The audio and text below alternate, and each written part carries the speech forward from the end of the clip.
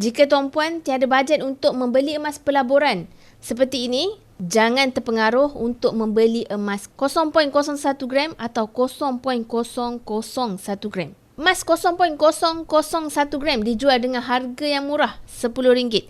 Harga mampu milik.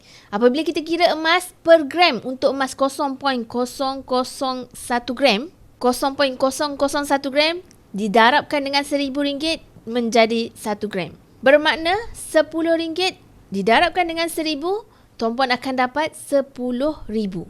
Jauh berbeza dengan harga emas public gold yang tertinggi setakat ini, baru mencecah RM500 segram. Untuk pembeli emas 0.001 gram, jual emas mereka tanpa rugi, mereka terpaksa menunggu harga emas melepasi RM10,000 per gram untuk mereka mendapat semula nilai RM10 mereka.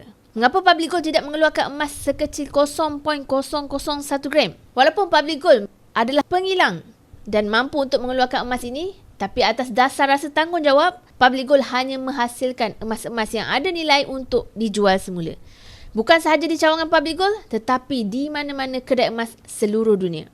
Risiko membeli emas 0.001 gram bukan sahaja harga per gram yang sangat mahal, tapi ianya sangat susah untuk dijual semula. Dengan public gold, pendaftaran sebagai ahli dan penyimpan emas di akaun Gap tanpa caj tersembunyi.